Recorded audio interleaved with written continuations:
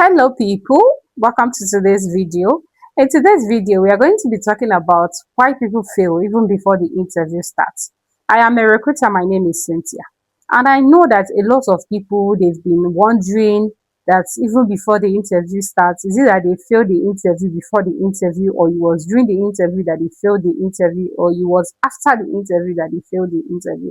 They have been wondering. Today, I'm going to talk on the point you failing the interview even before the interview starts. If things related to job and recruitment is something that interests you or something you want to hear more about, or it's something that has been bothering you or something that you're on right now, if job hunting is a journey you're on right now, this is the best place for you. I'm Cynthia, I'm a real life recruiter, so you get to hear from the recruiter's perspective what works and what does not work. That is why this channel is here. So just hit down on that subscribe button so you join the family so you don't miss the next video that we have to post. All right, so let's get to the point.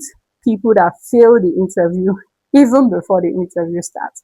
So the first thing that happens before the interview starts is, if you're having a virtual interview, let me ask you, what time did you join these interviews? What time? Because the time you join the interview could be the very start of your failure for that interview. I am in the interview as a recruiter, and I've been in the interview for more than 20 minutes or 15 minutes. And I was there seated waiting for you to join. My camera has been turned on. I've just been waiting for the candidates to come in. And somehow I still managed to get onto you back end to tell you, oh, I've been waiting on you, and the interview is about to start. It's time for the interview. You're like, oh, I will join you. Will see me right away.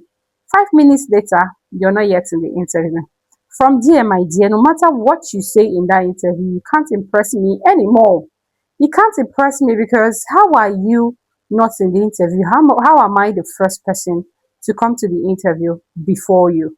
Am I the one seeking for job, or you're the one seeking for job? You're supposed to be in every interview 5 minutes before the interview, even if it's a physical interview and you have to go to the location. If you know how the transport system works in your location, there is going to be hold up. Just make sure you leave early. Anything that you know that will hinder you from not being there early enough, prevent it. If you have to be there 1 hour to the time, 2 hours to the time, 2 hours to the time, do it. If that's what it takes for you to be there on time, do it. Because you coming to interview late is the first and the worst thing you can do for the start of every interview. And that could make you fail the interview even before the interview starts, even before I get to ask you any question. Another thing that could fail you for any interview is you not even making any research about the company you're applying for, and you're hopping onto the interview with all boldness. You're coming to the interview, whether physical or virtual, you're coming to the interview with all boldness without making any research on this company, without making any research to know what they do, without knowing what they are into, without knowing what sort of problem you can solve for them. You don't even know what problem you can solve for them, and you're hopping on. So if you're applying for a social media manager and they're asking you, have you visited our social media page? What do you think you can do for us in that social media page that could help us grow better? And then you're like, oh, sorry, I didn't check you people out. I didn't check the company out. So I wasn't able to check the social media page out. That's the worst thing you can do for any interview you are going to attend. That's the first thing you can do for any interview you're about to start, that will just knock you out of the door even before anything else starts. You not doing your research, you not doing your findings before hopping onto that interview. That is the wrong step in the wrong direction. Please don't say you've never met recruiter Cynthia. You've met me and you should know better. You should know these things and you should know what works and what does not work. So please, the fact that you've met me, please do better, be better, and hop into your interview early. Also, make sure you research the company before you hop into the interview. So the next thing I want to talk about that could make you fail an interview even before you hop into that interview is your dressing. Is how you dress. How you dress matters more than you think. And just because probably you're hopping into a virtual interview, you're going to be in your house, you think it's not really necessary for me to dress up. You don't have to wear the down part. You can just wear a very good and corporate thing from here to here, and you're good. And you're good. You could hop into that interview peacefully and have a peaceful interview and leave. The way you dress will either make you scale through in that interview or fail the interview even before that interview kicks off.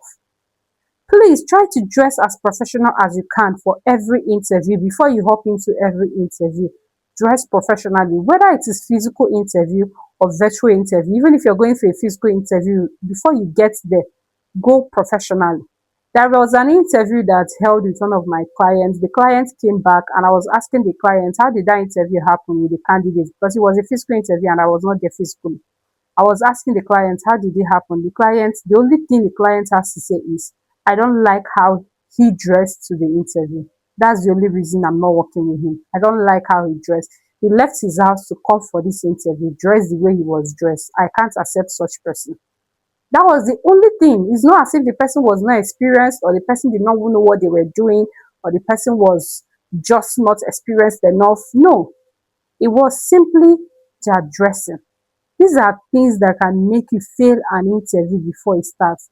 I know there is this generation we are in that we kind of don't mind addressing your free to dress, as you want. But don't forget that some of your clients and the people, the CEOs you're going to meet, the managing directors, the managers, they are all from a generation that is not your generation. Their generation is not yours. So you have to dress in a certain way to also impress, because first impression matters. It's not just your CV. It's not just about you getting the mail for the interview. You think, oh, all is done. You don't have to do any other thing. No. The way you dress to an interview matters. It could make you fail an interview even before that interview starts. Another thing that could make you fail before an interview starts is you underestimating people you're competing with. Some people think that when they are going for an interview or when they are hopping on, especially virtual interview, that when they are hopping off a virtual interview, they don't have any other person they are interviewing. It's just them. It's just them. Do you really think it's just you? Sometimes we have 1,000 plus applicants for a job, and somehow we are managing to interview you. And to you, before you even hop into the interview, you think the competition is less, or you're not in competition with anybody, and you for that you don't do what you're supposed to do. You don't practice your interview. You don't try to dress well. You don't try to come in correct.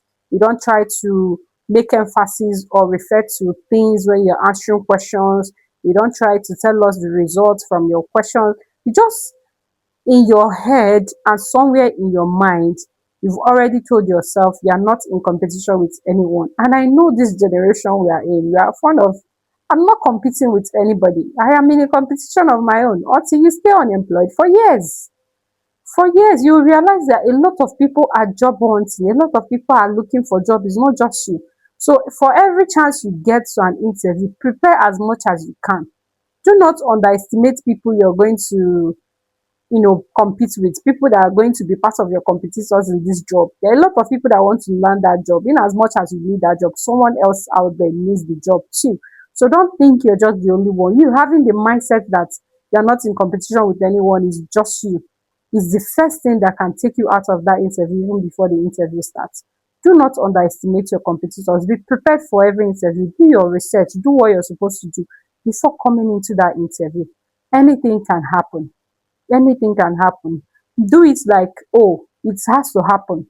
This interview has to happen and I must get this job. Have that mindset, and I must exceed every other person they are going to interview. Have that mindset and don't underestimate your competitors. Please, please. Don't say you've not met me. You've met Recruiter Cynthia. Please do better.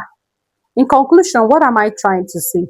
I'm trying to tell you that when you are preparing for an interview, if you've gotten a mail for an interview, be as prepared as you can, as much prepared as you can. Please do your research on the company, dress well, come into the interview early, make sure you do all the necessary things you have to do. Do not underestimate people you're competing with. These are things you need to put together before hopping into any interview. These are things that could make you fail an interview even before the interview starts. All right. So if you want us to also talk about things that could happen during the interview that could make you fail the interview, comment it in the comment section. And if you want it to be things that could have made you fail after the interview, comment it in this comment section, so we know the next thing you want to hear and the things you really want us to talk on. I'm a real life recruiter. If there are things that are bothering you that I've never made video on that you need to get more insights on, just drop your comments and then we'll take it up from there. I always read the comment section so I know what you're looking out for. All right. So that is it for the end of this video. If anything that has to do with job recruitment, your job seeking, your job hunting, you're a recruiter, if these are things that interest you, do not forget to hit that subscribe button so you don't miss the next video. So you join this family and be part of this family.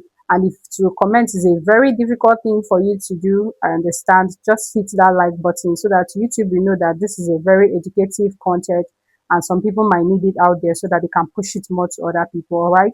That is it for the end of this video. For now, Recruiter Cynthia says, bye bye.